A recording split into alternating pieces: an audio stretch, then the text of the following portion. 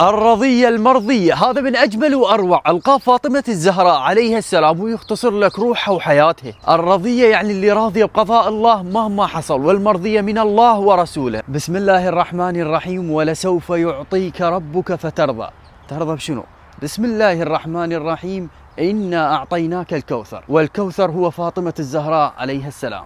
يعني بعد كل الظلم والاضطهاد اللي تعرضت له فاطمة الزهراء عليها السلام من القوم، من كسر ضلعها وإسقاط جنينها، شنو كان ردة فعلها وشنو قالت؟ اللهم تقبل مني هذا القليل من الرضا. يعني كل هذا الظلم والاضطهاد اللي تعرضت له فاطمة الزهراء عليها السلام كان ردة فعلها اللهم تقبل مني هذا القليل من الرضا. يعني كل هذا وتقولين قليل يا فاطمة الزهراء؟ ولهذا صارت مرضية عند الله سبحانه وتعالى. يقول الإمام الباقر عليه السلام: إن الله يرضى لرضا فاطمة ويغضب لغضبها. الشيخ الوحيد الخراساني يقول: من ينكر ظلامة الزهراء في إسلامه خلل. وبعد انتم بكيفكم. ضم الله لكم الأجر بذكرى استشهاد فاطمة الزهراء عليها السلام. أتمنى استفادتم من هذا الفيديو ولو بمعلومة بسيطة. أشوفكم فيديوهات أخرى ومع السلامة.